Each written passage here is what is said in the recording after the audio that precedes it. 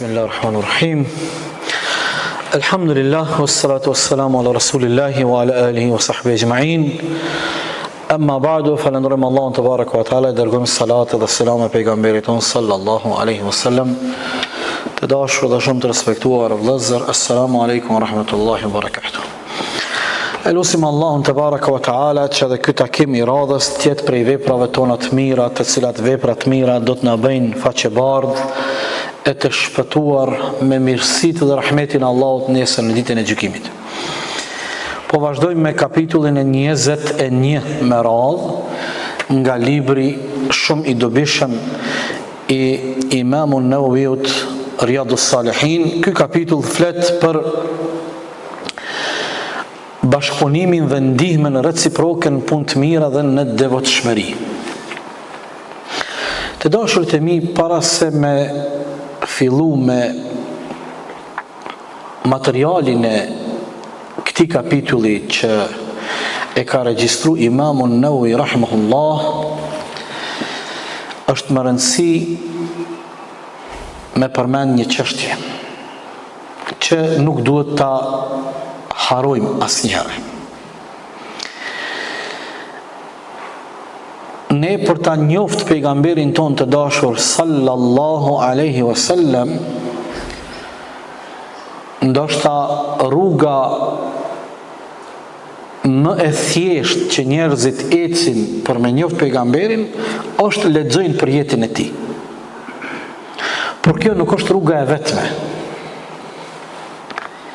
Me lexu jetën dhe biografinë e Resulullahit sallallahu alaihi wasallam, sigurisht se ne nëpërmjet këtij leximi nga biografia dhe jeta e tij e njohim, por kjo nuk është rruga e vetme për ta njohur pejgamberin alayhis salam.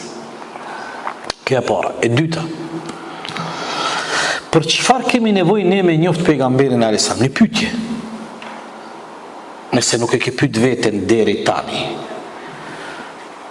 tash pyet veten, pse duhet me njoftën e pejgamberin alayhis salam? Jo në kuptimin pse duhet me njoft, sigurisht se të tash edhe njeri me një rit më të thjeshta, ai thot, po na duhet me njoft se ai është i dashuri i Allahut, është pejgamberi ynë, është. Por çelësi sepse ne duhet me njoft pejgamberin alayhis salam është se udhëzimi i pejgamberit është udhëzimi më i miri. Rruga më e bukur, rruga më e sakt, rruga më e drejtë për me shkuar tek Allah është rruga e pejgamberit alayhis salam. Që sa e thjeshtë është. Domethënë, ne gjithë jemi nis tek Allahu. Ne gjithë synojmë me arrit kënaqësinë e Allahut. Ne gjithë bëjmë përpjekje me rahmetin dhe mirësitë e tij me mbrin xhenetet e tij. Ne gjithë bëjmë përpjekje me ik zjarrit e xhenemit dhe me shpëtu i dhërimit të tij. Apo? Po. Mirë. A jemi të lirë ne, secili prej neve, me zgjedh rrugën që e dëshiron për me arrit tek kjo fitorie e madhe? Jo, nuk jemi të lirë. Pse nuk jemi të lirë? E kam fjalën kur them, a jemi të lirë me bë përzgjedhjen? Se mundemi me i gabu rrugën, dhe mundemi me mendu se kemi gjetë rrugën e duhur, por në fond na del rezultati që jemi në rrugë të gabume, sikur navigacioni. Po e marrë në kohën tonë moderne. Sa rëndësi të madhe ka ti me qenë i navigum drejt. Sa rëndësi të madhe ka ti mapin hartën me pas të sakt. Dhe ti e një se kini destinacion. Para mendo ti, kur e ki prek lokacionin që e dëshiron, dhe kur mbrin vendin e gabum, çfarë zhgënjimi është thush, ku më ka hup termini, ku humb ko, qysh me gjetë tash unë lokacionin. Po në dynja e gjenë dyqysh. Po me të hup lokacioni xhenetit, lokacioni tjetër nuk o i mirë. Ju e dini? Me të hup lokacioni xhenetit, ai lokacioni tjetër cili është? Ai i keq ai lokacioni tjetër. Domethënë, me bëmë na hup neve lokacioni që na çon në xhenet. Ai lokacioni tjetër ai nuk e njoni, nuk e për ne ai, se ai është i keq. Allah na rujt. Prandaj rruga e sakt, rruga e duhur, lokacioni i vërtet është udhëzimi, rruga e Muhamedit alayhi salatu wassalam. Prandaj na i lexojmë hadithet e tij. nëpërmjet leximit të haditheve të tij, shohim veprimet e tij, pëlqimet, ato që i ka pëlqyer pejgamberi alayhis salam, i lexojmë dhe i dëgjojmë porosit, çka ai ka porosit, çka ai ka urdhëru, çka ai ka ndalu e kështu me radhë. Prandaj ky është lokacioni i duhur. Dhe këto duhet ta kemi parasysh vëllezër kur lexojmë hadithet e pejgamberit. Këto nuk duhet të harojmë se leximi i haditheve të pejgamberit është rruga e vetme e duhur që neve na ofron ofër lokacionit të sakt, e ai lokacion e ka emrin udhëzimi dhe rruga më e drejtë është udhëzimi dhe rruga Muhamedit alayhis salam, që na çon te xhennetet e Allahut inshallah taala. Tash po fillojmë me kapitullin e radhës. Kapitulli i cili flet për një çështje shumë fisnike që besimtari dhe muslimani duhet me kultivu në karakterin dhe sjelljen e tij.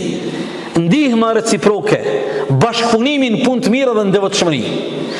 Autori e ka sjell, ju tani më e dini, ne jena socializuar me librin e Imam Nevaviut. Imam Nevaviu për çdo kapitull fillimisht sjell ajete prej Kuranit. Në këtë kapitull e ka sjell ajetin 2 surës Maide, një pjesë ajetit. Wa ta'awanu 'alal birri wat taqwa. Allahu urdhron: ndihmojeni njëri tjetrin dhe bashkëpunoni në mes vete në punë të mira edhe në devotshmëri. Ky ajet është bazik, thelbi që na me ndihmu njëri tjetrin në punë të mira, me bashkëpunu me njëri tjetrin drejt devotshmërisë, është ky ajet. Allahu urdhron: ndihmojeni njëri tjetrin në punë të mira dhe ndihmojeni njëri tjetrin drejt devotshmërisë. A ke menduar ndonjëherë cila është një prej arsyeve, cila është një prej urtësive që namazi falet me xhamat? A mundemi ne me fal namazin në shtëpitë tona individualisht? Po. A pranohet namazi nëse ne falemi në mënyrë individuale? Po. Po pse namazi është obligu dhe është shumë i preferuar mu falë në mënyrë kolektive me xhamat? Se falja e namazit me xhamat është një vepër që ne shoqin e ndihmojmë drejt devotshmërisë. A ke pati me namazin tënd, ti vetën? A është namazi yt i njëjti sikur falesh vetë edhe sikur falesh në xhami? A dallon namazi kur falesh vetëm edhe kur falesh në xhami? Sigurisht dallon. Për një mirë arsye, apo? Prandaj Allahu ka urdhëru Allahu me bashkëpunu dhe me ndihmu njëri tjetrin në punë të mira dhe në devotshmëri. Mas këtij ajeti, Imamu Nevavi e ka pru një surë të Kur'anit, që unë besoj që ju gjithë e dini. E ka pru surën e cila i ka vetëm 3 ajete për një surë jashtëzakonshme, surja Asr. Wal asri innal insana lafi khusrin illa alladhina amanu wa amilu ssalihati wa tawasaw bil haqqi wa tawasaw bis sabr. Pasha kohën ka thënë Allahu, të gjithë njerëzit janë në humbje përveç atyre që kanë besu, bëjnë vepra të mira, porositin në durim dhe porositin në të vërtetën. A dini çka ka thonë Imam Shafia për këtë sure? E ka regjistru Imamu Nevavi një fjaltina. Thot, me të vërtet shumica e njerëzve janë shumë të pa kujdesshëm dhe nuk mendojnë thellë për këtë sure. Një rast tjetër ka thonë Imam Shafia, sikur Allahu nga Kur'ani fisnik kish me zbrit veç këtë sure. Asnjë sure tjetër kish mjaftu njerëzimit. I shkon mjaft për njerëzimin. Mjafton. Unë s'kam dëshirë dikush për ju e mos me ditë këto. 3 ajete. Wal asri innal insana lafi khusrin illa alladhina amanu wa amilus salihat wa tawasaw bil haqqi wa tawasaw bis sabr. Pasha kohën, disa prej ulemave thonë këtu kur është betu Allahu pasha kohën, disa prej ulemave thonë është betu në kohën e namazit të ikindis. Që ka thonë pejgamberi alayhis salam, janë 2 namaze të ftofta, kush i fal ato 2 namaze të ftofta në xhennet. Ikindia sabahi. Pse të ftofta? Se në botën arabe atje, në kohën e ikindis, fillon nxehti i madh, muzbut. Vjen fladi. Edhe në sabah flad. Prandaj pejgamberi ka thujt namazet ftofta në kuptimin e fladit. Ka thonë pejgamberi alayhis salam, kush i fal këto 2 namaze, hyn në xhennet. Specifike. Kjo surë e madhe vllazën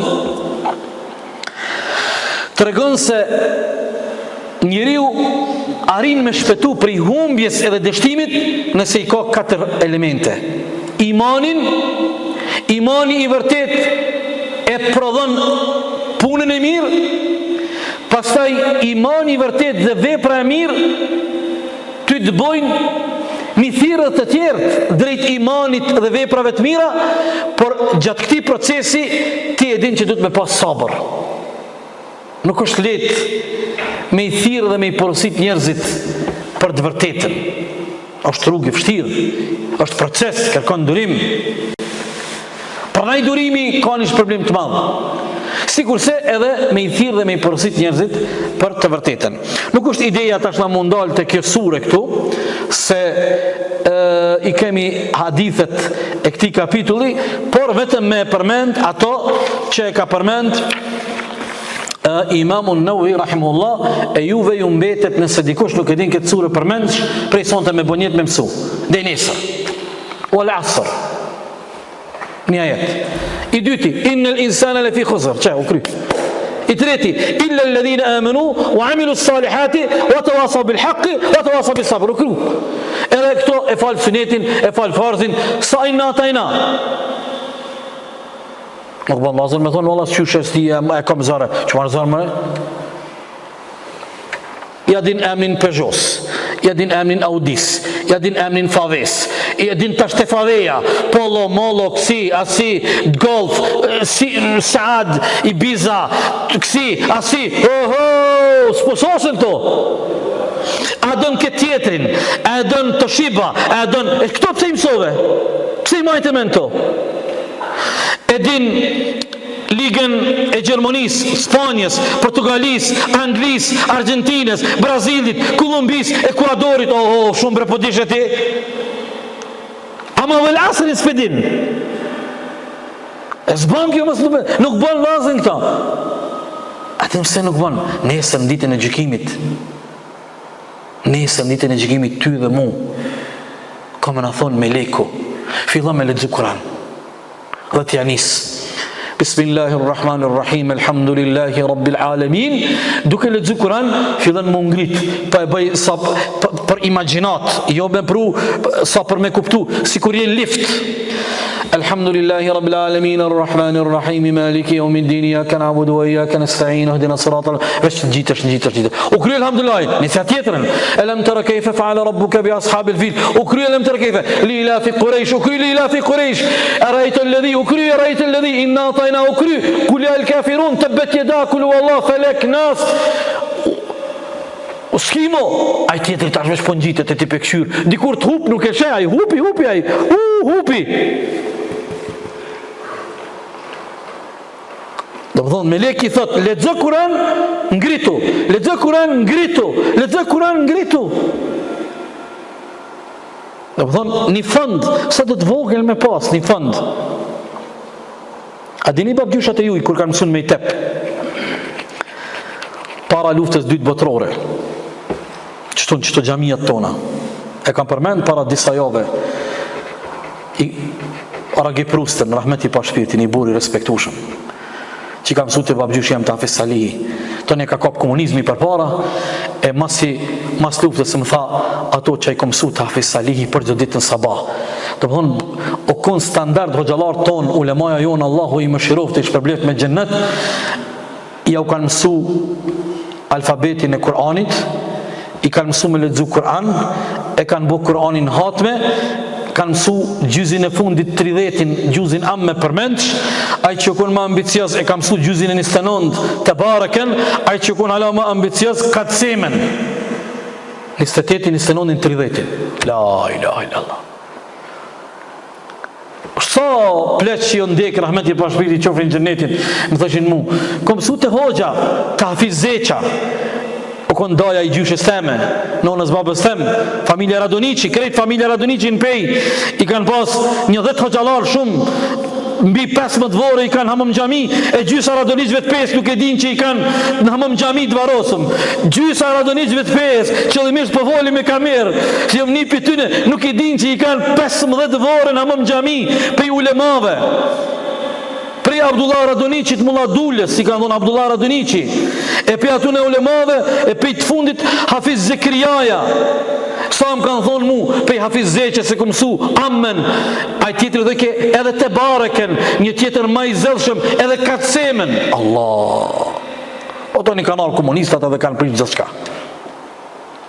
E ta shiju vlazën, që ka përna pengon njeve, YouTube, në kërë, Qëronis atje Haxhi Zekia marë pej Belgjikës dhejmë pej një 5 sure i mësën të veç e lëshon radionin me Haxhi Sokolin edhe rrugës pej Belgjikës dhejmë 5 sure të Kuranit dhejmë pej i mësojnë 5 sure të Kuranit pa pare është kjo, kejtë pa pare veç e lëshon një tube edhe a do një momin e qabët sëllin imam veç apo dojmë vlazën apo dojmë me e pasuru zemrën, shpirtin, mendjen ton me fjalën e Allahut te baraka wa taala. Allahu na dhash sukses edhe na udhëzoft nuk të mbar. Hadithi i radhës është hadithi i Ebu Abdurrahman Zeid ibn Khalid al-Juhani. Allahu qoftë i kënaqur me të, thot ka thënë pejgamberi sallallahu alaihi wasallam, kush e përgatit një ushtar në rrugt të Allahut, ai e ka shpërblimin si edhe ai me luftu. Ti s'ki mujt me shku në kohën e pejgamberit, s'kan mujt ketë me ndihmu pejgamberit në luft. Pejgamberi ka thonë, kush ka mundësi materiale edhe e përgatit një ushtar me marë pjesë në luft, e ka shpërblimin si me luftu. Vazhdon pejgamberi alisam, thot kush mbetet që s'ka shku në luft, edhe kujdeset për familjen e një luftetari më të mirë, edhe ai e ka shpërblimin si me luftu. Hadithi është i vërtetë transmeton Buhariu dhe Muslimi. Por mendoni vëllazën në shoqërinë tonë, pak keq kuptim, po duhet me e bo një sqarim, edhe një vërejtje të vëckel. Parmendoni 27 vite mas luftës, sikur në shoqërinë tonë, gjithë ata që kanë udhëheq me shtetin tonë, me kuptu pozitën e një veteranit luftës, kështu që na ka mësuar pejgamberi, nuk kishin bo hajgare me veteranët e luftës. Qysh bojnë, e tash abuzimi dhe hajgare me veteranët e luftës nuk është vetëm një formë mos me i shpërbly ose mos me i nderu, se hajgare dhe abuzim është edhe me u regjistru veterani luftës ata që s'kan marrë pjesë fare në luftë. Njërë të rejshme, tash kjo është një tem tjetër. Por neve po na intereson hadithi, çka po do të pejgamberi alajhissalam. Nëse ti kujdesesh për familjen e një ushtari i cili u shku në luftë, ndoshta e ka ai fatin, nuk kthehet mo. Ti kujdesesh për familjen e ti, e kish përblimin e barabartë Allahu sikur me luftu. Domethënë pse ka pru Imamu Nawawi këtë hadith, e ka pru për me tregu edhe me e argumentu kapitullin e tij bashkëpunimi në punë të mira dhe në devotshmëri. Ti s'po mundesh me shku me luftu, por ki pasunin e ndihmon ato me shku me luftu. Ose për kujdesesh për familjen e atij që ka shku me luftu. Ose për kujdesesh për familjen e atij luftetarit i cili ka mbet me mangësi invalid i luftës, e ti për kujdesesh ai dhe familja ti me jetu me dignitet, për shkak kësaj e ka hup dorën, e ka hup komën, e ka hup synin në luftë ku ta diune. Dhe këtu e ka sjell Imamu Nawawi rahimahullah këtë hadith për bashkëpunimin me punë të mira dhe në devotshmëri. Hadithi i dytë është hadithi i Abdullah ibn Abbasit radhiyallahu anhuma, thotë ka thënë pejgamberi sallallahu alaihi wasallam, pejgamberi një ditë e ka takuar një grup kalorësish, do burra me kuaj, në një vend të quajtur Rauha. Dhe kur i ka pa pejgamberi me kuaj, ju ka thonë, kush jeni ju, pe cilit fis jeni, pe cilit vend, pe cilit kabile, pe i kahvini? Ata i kanë thonë, ja Rasulallah, na jena musliman. E ata nuk e dishin që kush o ky. Tash ata i thanë, e ti kush je që përna pyt? Pejgamberi sallallahu alaihi wasallam tha, unë jam Rasulullahi, i dërguari i Allahut. Me ata bura i shkon edhe një gru, që ata bura me kuaj, i shkon edhe një gru, e kish pas një fëmijë veti, e ngriti fëmijën e saj me pa pejgamberi a.s. edhe i tha: ja Rasul Allah, për qëto a ka haqj? Këta ishin kun rrugës si shkun haqj. A ka haqj? Demek nëse ja nuk po shkojnë haqj, e ko marrë edhe fëmijën tem, nëse e kryen edhe ky haxhin, a ka haqj për këto? Pejgamberi a.s. tha: po, por edhe ti kish problem. Ky hin në ato procedurat e haxhit, në ato ritualet, në ato ibadetet, po ti që e ke marrë e që ke shpenzu për to, ti kish problem. Hadithi është i vërtetë, e transmeton Muslimi. Ju e dini sigurisht se ky fëmijë kur të rritet, prap duhet me kry haxhin, se nuk e ka kry obligimin, atij i shkon shpërblimi prindve, por ai kur të rritet edhe bëhet i moshritur hyn mbylyk, ai duhet me kry farzin e Allahut, prap me kry haxhin. Pse ka përmend Imamu Nawawi këtë hadith? Pikërisht për kapitullin ton, bashkëpunimi dhe ndihma në punë të mira dhe në devotshmëri. Hadithi i fundit në këtë kapitull është hadithi Ebu Musa el-Ash'ari radhiyallahu anhu, thot, ka thonë pejgamberi a.s. o, vallahi këtë hadith kur e kom lexuar sot, nuk disha a me lexuar, thësha pe te i kaloj, se ka shumë aktualitet ky hadith. Ky hadith ka shumë aktualitet sot edhe për kohën e muslimanëve, edhe për shoqërinë tonë, edhe për shtetin tonë, edhe për vendin tonë. Flet pejgamberi a.s. këtë hadith për një musliman që shoqënia ja ka besu arken. Është përgjes i depove. Tash depo nuk ka vetëm ato depot ku deponohen fastë e millit e të sheqerit të kudone, po këtu bën pjesë çdo kush që muslimanët ja kanë besu pasurinë e asaj shoqërie, i ka emanet pasurinë. Çka thot pejgamberi alayhis salam? Musliman i besueshëm, i cili i zbaton dhe i çon në vend urdhrat që i ka marrë prej eprorëve. Kur e ndon sadaken me emanet. Me një fjalë, hadithi tregon sa rëndësi të madhe ka ky që ka marrë përgjegjësi dhe ja ka besu shoqëria pasurinë e shoqërisë, ky me qenë korrekt, me qenë besnik, edhe me qenë bashkëpunëtor. Kjo është temë e rëndë për ne tash. Është temë e rëndë për shkak se na jetojmë në një kohë kur për fat të keq njerëzit nuk e kanë shumë gajle punën e haramit, e sidomos kur kemi të bëjmë me pasurinë e përgjithshme, pasuria e shoqërisë, pasuria e shtetit, pasuria e popullit. Dhe sa nevojë të madhe kemi si shoqëri, pa përjashtim, si individa, si familje, edhe si shoqëri me qenë të edukum drejt edhe sakt në këtë temë. Në historinë islame ka shembuj të jashtëzakonshëm. Mas parti pe marrim një shembull të Kur'anit Jusufin alayhis salam. Jusufi alayhis salam ka kërkuar, i ka thonë faraonit mbretit, bënëm me qenë ministri i ekonomisë, po i përdori çdo terma të kohës. I ka lyp, ka thonë unë du më bë përgjes për depot, për pasurinë e shtetit. Po themi ne ministri i ekonomisë. Thotë se unë jam besnik, emanetçi. Në historinë islame është i njohur ai shembulli i Hazreti Omerit madh radhiyallahu anhu.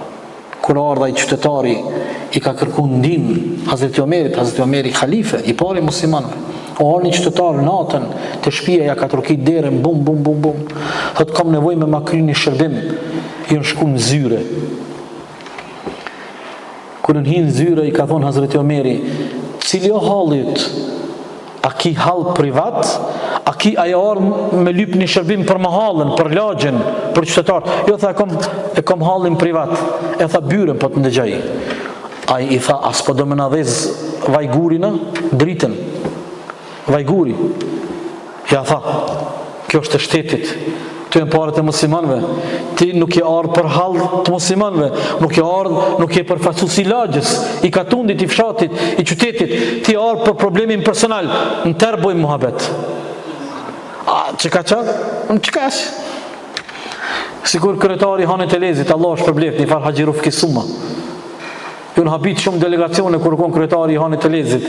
Ju na bitë shumë delegacione prej BE-s kër ju shku me vizitu, prej bankës botërore, i ka qune për burektore të Hanit Elezit.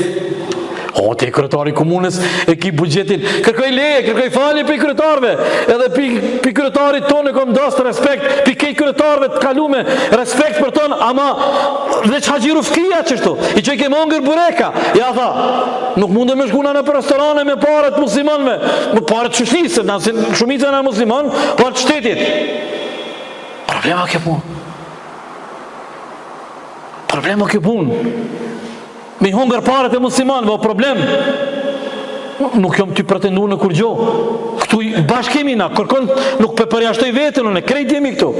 Se në shëqyra Allah nuk kemi në i përgjithsi, se nuk e di me pas me në epë, zotin në i pushtet zi që ka bëjmë, dhe ashtu hoxha kulla i folë të mikrofoni. Po me bëmi pas në arken tonë dhe ti me administru me një 200 milion euro. Adim, pe kimikit tonë 200 milion euro. Tash këtu asë një euro se ki, po 200 milion euro. Po punon për shtetin, po punon për shoqnin, kjep kontribut shumë, s'po ta din. Takon ty me blej atje, në Shëngjin, një banes dvogël, jo të madhesh, dvogël. Je derç për qëtë popull ti, që 30 vjetë.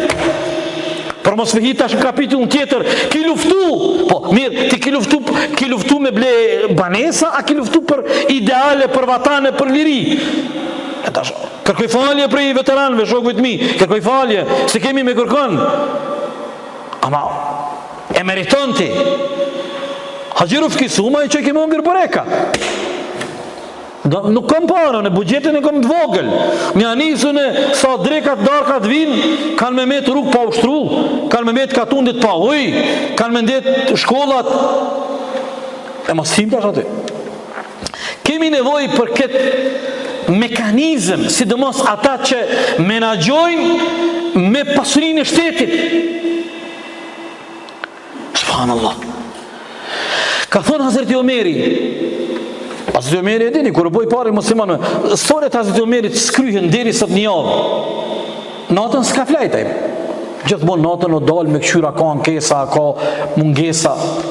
Një rast atin që ka thonë, po frigona që ka me mpyt Allahu në rrugët në Irak, Hazreti Omeri në Medinina, rrugët në Irak nuk i kom regullu, e njerëzit ata blektorët që kanë dhenë e deve mundet në kafshë tyne me thy komen, e unë kom jebë gjeva për Allah që si kom dreq infrastrukturën në Irak për kafshë.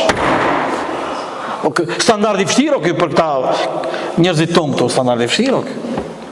Po që po i përmendim dhe me thonë, apo e shini që ka na kultivon feja islame, apo e shini Rasulullahi a.s. që ka na mësën. Abdullah ibn Omerit kër i kanë thonë njëre që ka pi qumsht pa lejen e të zotit kopes, i ka shti gishtat, ose ka hongër ushqim tash, nuk mund të jenë 2-3 transmetime, i ka shti gishtat me vill, që shkom hongër diçka që nuk ka halal, që s'kom marrë leje prej të zotit kopes, i ka shti gishtat me vill, se ka dit, s'ka gajle për njëre me hongër, ke pi një gotë qumsht. Nuk ka puna këtu një gotë a 2 gotë, është punë parimi, është puna e parimit me shkel, haramin me vedije, edhe pastaj me bo ato standard. Pra na i vllazën për e përmbyllim, ky hadith i fundit i Ebu Musa al-Ash'ariut që ka sjell Imamu Nawawi në kapitullin ndihma reciproke dhe bashkëpunimin punë të mira dhe devotshmëri. Po e përmbyllim duke e rezimuar me pak fjalë ato që u mundova me thonë.